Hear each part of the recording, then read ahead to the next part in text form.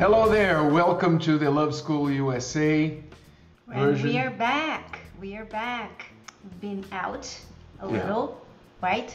And it was still hoping home. that the quarantine would end, right? But yeah, we're still home. We're still not in our studios, and so we decided, you know what? Let's continue doing our program from home anyway, because this is taking a longer than we thought it would. yeah, and we've been putting together for you a collection of funny videos by couples during this quarantine. Let's watch.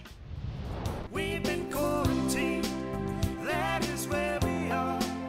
Locked up in our houses, can't even drive a car. Stay away from me, I don't want your germs or to call from each other. 6 feet away from another.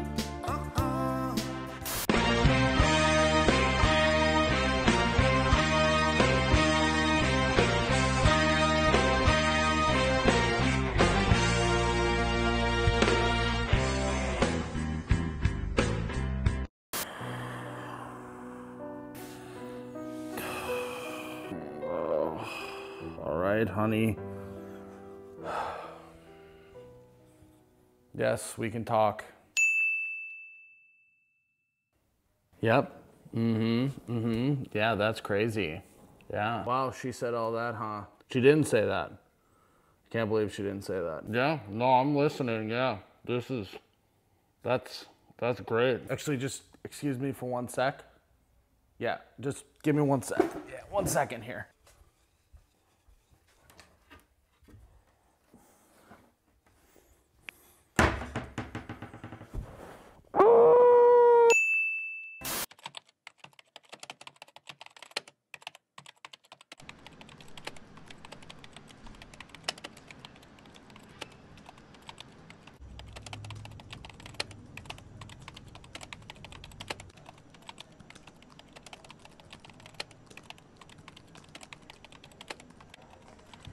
Hey, I'm bored. Baby, I'm bored. I'm working. I'm bored. I'm working. Sweetie, please, can we do something? I'm working. Baby, please. I'm bored. Give me a kiss.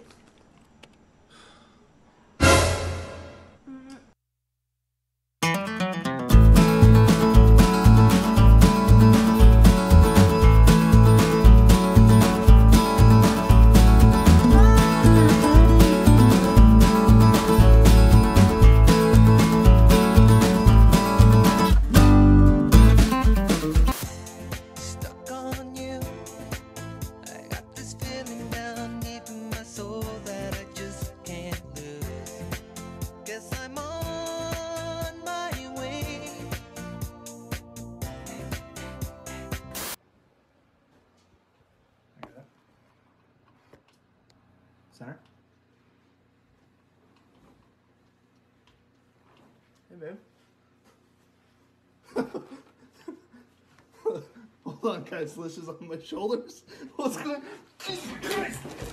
oh, I fear for that guy's back. I hope he's okay. And it's nice that people are having fun during the quarantine, but we'd like to help people who are not having fun, right, Renato? Because a lot of people are having a hard time staying at home and enjoying this moment. You know, maybe in the beginning they thought, you know, we're here on vacation, some days off from school, from work, but now it's been quite a while inside the home.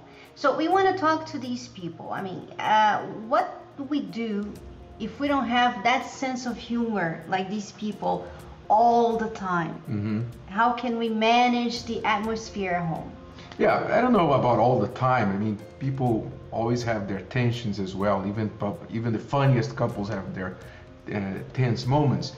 But it's important that you see humor as a tool to deal with the stresses of life.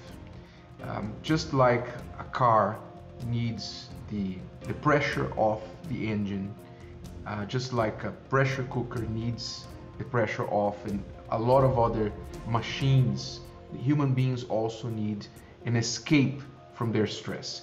And humor is one of those tools for you to let out the stress of your life.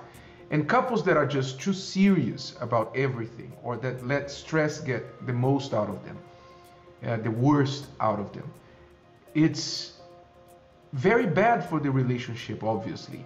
And what couples need to do in order to find the humor is to, first of all, put a rule in place, Cristiane, that not everything merits the seriousness of a long face, the seriousness of an argument or a fight. Life can be taken lightly in most situations. It's very rare that you have to really face a difficult, hard situation. For example, in this lockdown, a lot of people are afraid of the virus and had cases in their families, even death. Of course, that's not funny at all. But unless you're facing something like that, then there's no reason for you to be serious all the time and arguing about a problem all the time, because that's only gonna make the stress mount and bring other problems to the relationship. Yeah, I find it that it's very common for people who are very focused on the things they have to do, the things all organized, like the house, the woman wants the house clean and tidy and everything. And sometimes she's so focused on that she loses track of this humor that is needed in the house, because she's so focused on the glass that is out of place and the cooking that, because these days people are at home and they're eating more and they want more cook. The kids, when they want to eat all the time, and so you have to cook more and you have to clean more and stuff.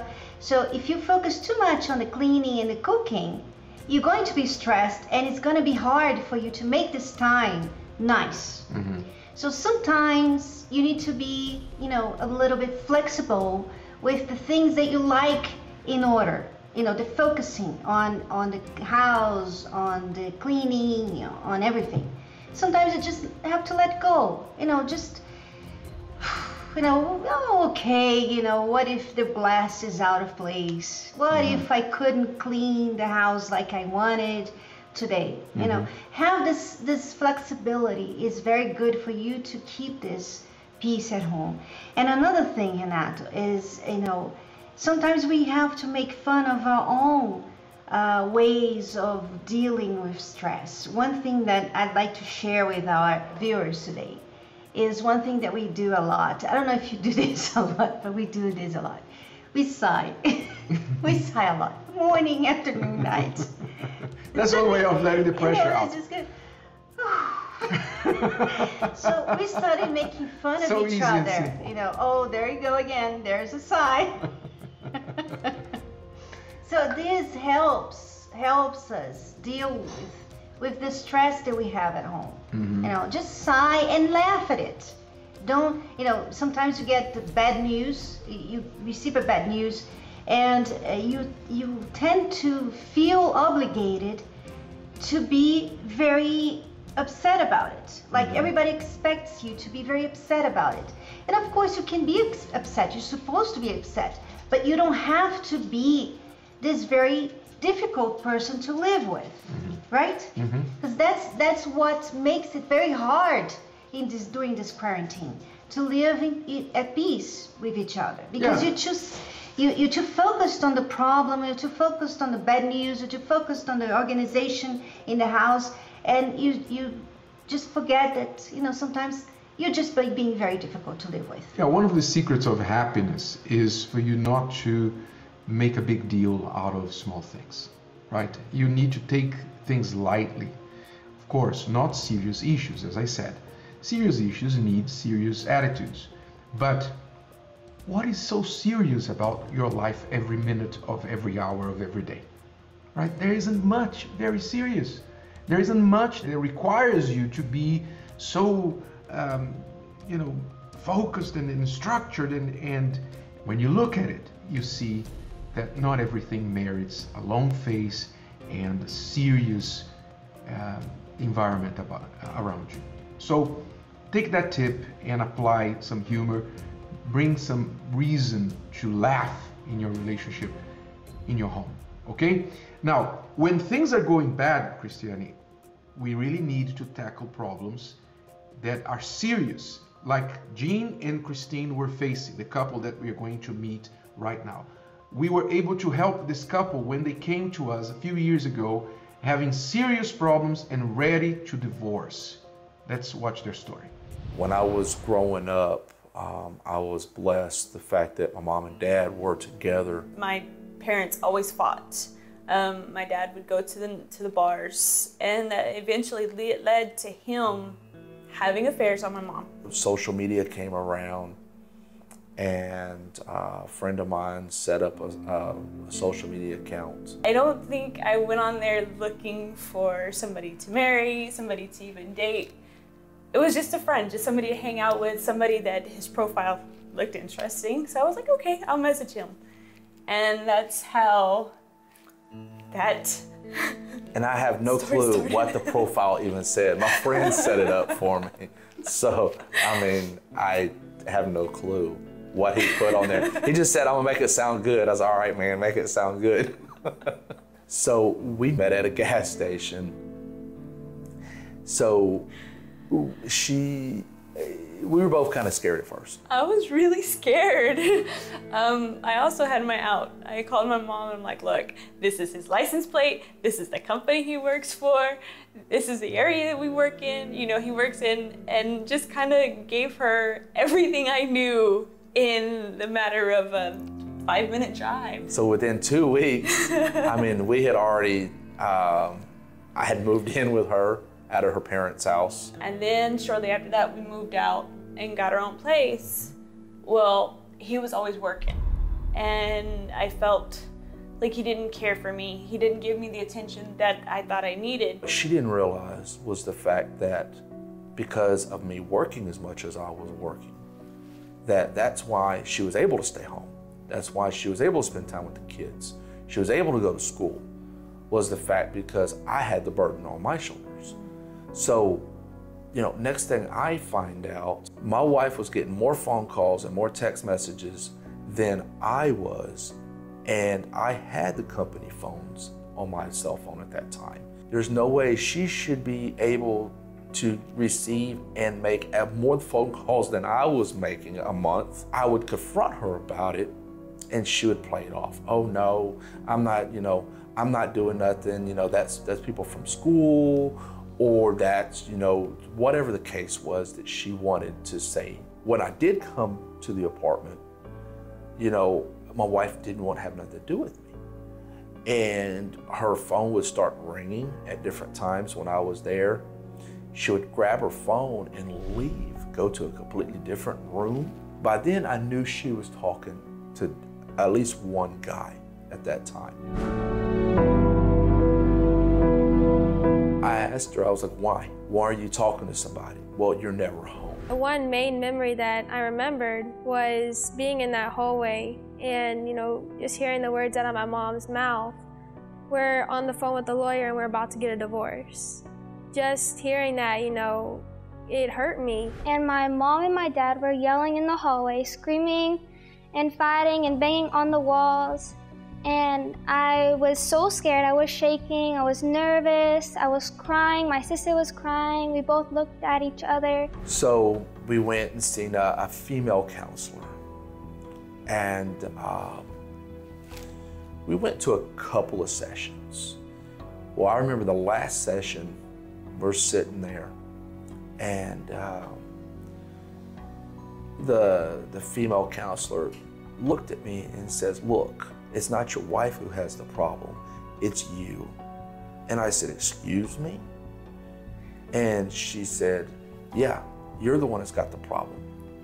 And of course, you know, me and that counselor there, we start to argue a little bit, and she straight tells me that I'm the one paying her. She's not paying me for my issue, for my problems. We go back to the apartment, and my wife's real quiet. And my wife's like, you know, I don't blame you for acting the way you did. And I told her, I said, I just don't know what to do. I said, we tried. She goes, look, we'll go again, and this time we'll talk to a guy. And I said, are you sure you want to do that? And she says, yes, I'll do it. So then the guy took over, and it was on his side now. So the female was on my side, but the guy counselor was for him. The problem was within me. But I didn't know it at the time. You know, I didn't think I was a problem. I thought he was the problem. And I never thought that a relationship could be any better, because growing up, I looked at my parents, you know, I looked at them fighting. So I thought, you know, well, fighting comes natural. I didn't know why I continued to have the desire to talk to other guys. You know, even when I was happy, I still felt like I was missing something, that I needed to continue to talk to other people to fulfill whatever was missing, you know. And even talking to other guys, it still wasn't fulfilled. One day my wife was gone, she was at work, and I sit down with our girls, and that was probably one of the hardest days I've had in my life. We're sitting there in the living room on the couch with the girls and explaining to the girls, look, your mom and dad loves you very much, and we would do anything for y'all. But you know mom and dad are having problems. And the girls, believe it or not, your kids know when you're having marriage problems. I said, look, mom is doing stuff that she shouldn't be doing to dad. You know, and of course the girls asked, and I'm like, well, mom's just talking to other guys. And they were confused. Well, why would mom do that? I said, babies, I don't know. I wish I had an answer, but I don't. I started crying, and my sister started crying, and I personally didn't know what to do. I was shaking, I was nervous. And it's like I could feel the energy that my sister was kind of giving off, you know, the sadness and everything. And I was like, Sierra, it's fine, just calm down. They're gonna be okay. Told the girls, look, here soon, you know, the good thing is y'all are gonna have 2 bedrooms each, 2 TVs each. You know, I try to make it sound like it was gonna be a lot of fun for them. And they said, Dad, we don't want that. We want you and mom together.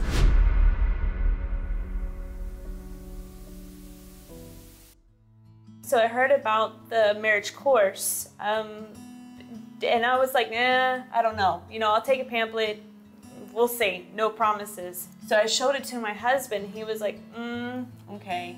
Yeah. I was iffy at first because, you know, I had tried so much.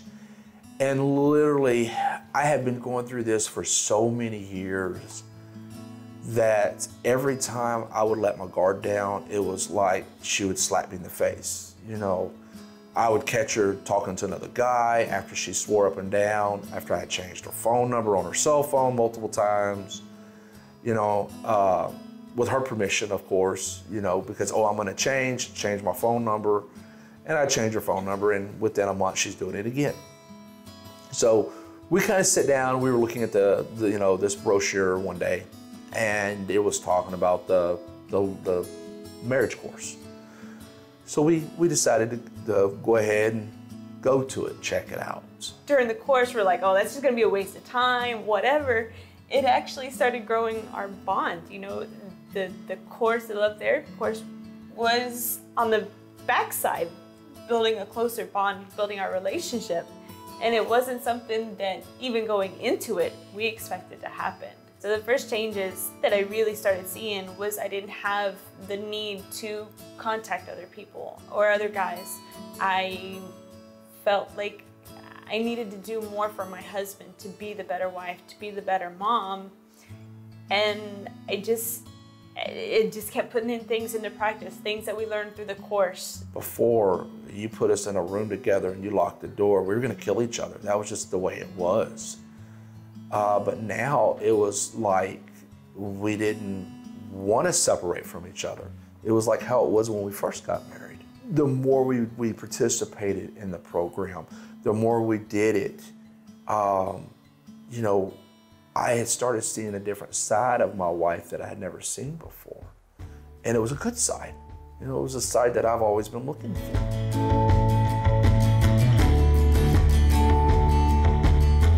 In September, we'll be married for 18 years.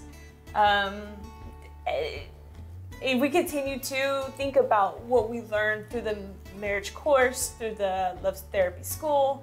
I've got the woman that I've always been looking for. You know, I've got a very beautiful wife.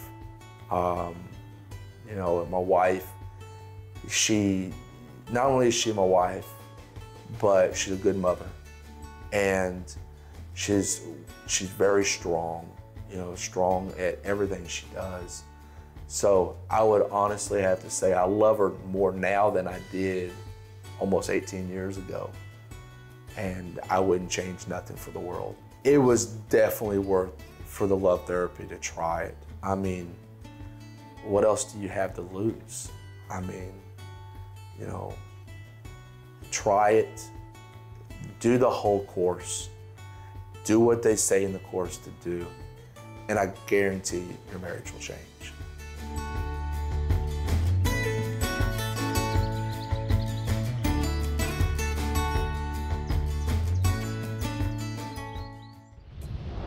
Well done to Jean and Christine, who managed to save their marriage, their family. I'm very happy for you guys, and I'm sure your children also appreciate that.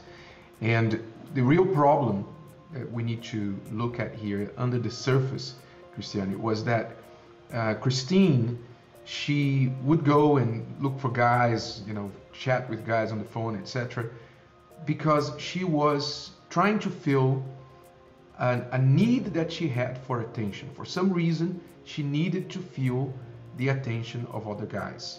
So obviously, she probably could say, well, I need more attention from my husband, but that was deeper than that. That was a problem that needed to be dealt with at a root level inside of her. Yeah, and you see this happening to many people. This is very common, more common than people talk about. Because you see the social networks these days, they promote this kind of behavior to get attention. And if you don't get a lot of likes, you don't get a lot of comments, you don't get a lot of followers, then you feel sad and you feel like you're not good enough. So people will do anything to get these things. What is that? That's a need of attention. That's a need that is unfortunately very bad for you. Because when you need attention, what are you going to do to get it? That's the problem. She actually betrayed her husband because of that need. You're going to do anything to fulfill that need. And you're still not going to be fulfilled because you're always going to need more. So it is a problem. The attention is not going to solve your problem. It's a deep problem. It's a problem, a spiritual problem. And Christine, only when Christine dealt with this spiritual problem, that's when she was free from it. So today, she doesn't need the attention anymore.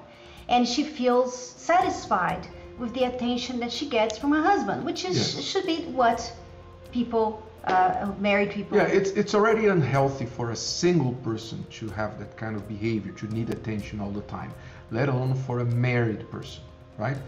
When you have your issues resolved inside you. We've all had, you know, situations in childhood, you know, when we could trace back to events that happened or things we didn't have that explain why sometimes we behave in the present the way we do. But you need to be aware of what these issues are and deal with them, resolve them inside of you. And like Cristiane said, sometimes the issue is even spiritual, because it's unexplainable, the behavior that some people have, wives or husbands have, behaviors that hurt each other, hurt their family, risk everything they've built for years. It doesn't make any sense. So it has to be dealt with spiritually and also with intelligence. You have to look inside yourself and see, why do I behave this way? Why is it so important for me? And if I know that this is destroying my life and my family, why do I keep doing it? And you need to get help for that. When you talk about attention, the attention that you have from yourself and the attention that you have from God, and we have attention from God, right? Jesus said, I will be with you every day of your life to the end of times. So we have attention from God. We have His eyes upon us every day. That attention should be enough for you. And when you are in a marriage, it's important that we point out the lesson here also, that you must not neglect your partner. You must not take your partner for granted and say, whether you're man or wife, husband or wife, you need to understand that your partner needs attention. That's one of the reasons why we get married, is because we have the attention, the exclusive attention of that person. And we for talk ourselves. about this in our book, Marriage, Bulletproof Marriage. I had this problem. I had a lot of difficulty with getting my husband's attention. Although I didn't seek other people's attention, the lack of his attention got me feeling even worse about myself. And that's another way of showing the need of attention. But I dealt with it. I learned to deal with this. So we talk about this in the book, and we like to suggest that you read it too. Yeah, make that investment in your marriage. Did you know that over 50% of couples who get divorced regret not trying harder to save their marriage? No one gets married to later get a divorce, but sometimes it seems like there's no other option. Wait, you haven't tried everything. Bulletproof Marriage has already helped millions of couples all around the world to avoid separation. Even if one party isn't willing to change, or the relationship seems like a lost cause, give yourself this opportunity. Read this amazing book and shield your marriage against divorce. Buy the book on Amazon.com today.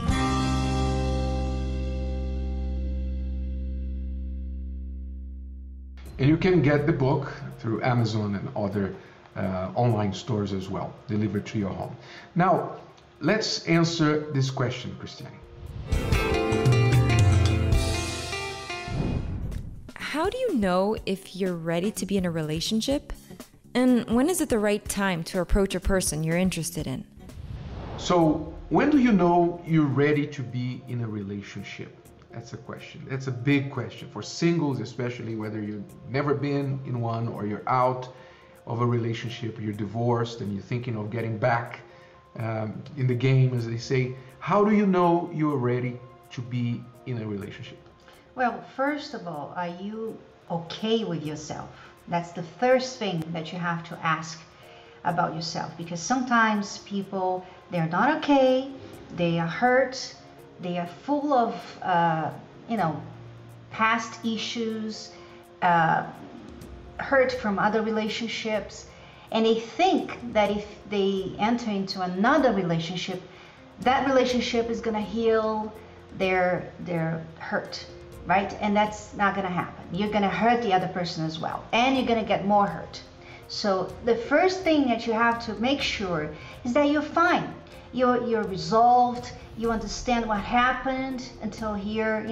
The mistakes you've done, the things that you have to do differently in the next relationship. You are pretty good and okay with yourself. You don't need somebody like you're sad all the time. You're depressed and you just need to be in a relationship.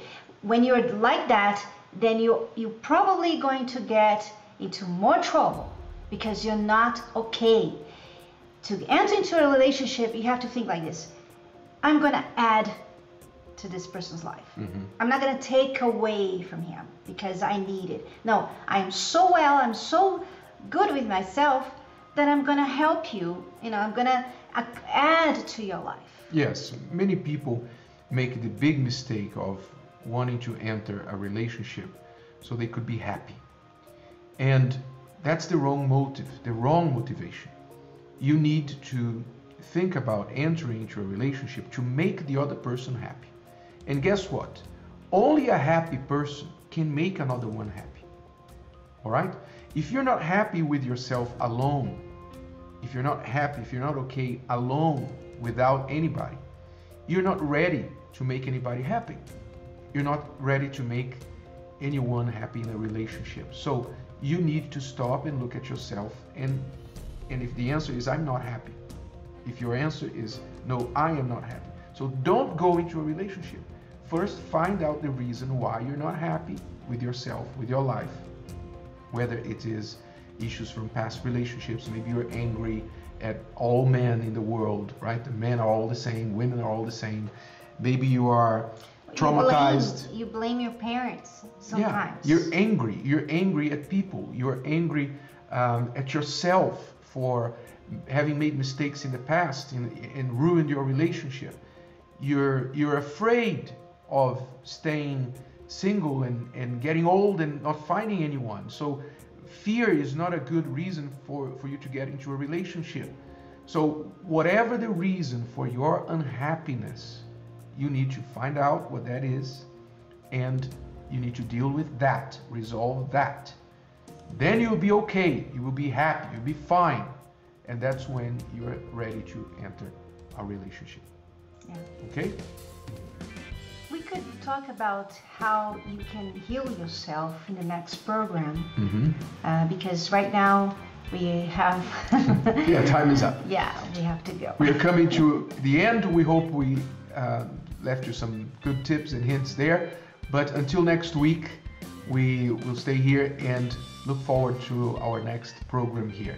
And follow us on Instagram at The Love School USA, and you could also tag us there with your funny videos during this lockdown. All right?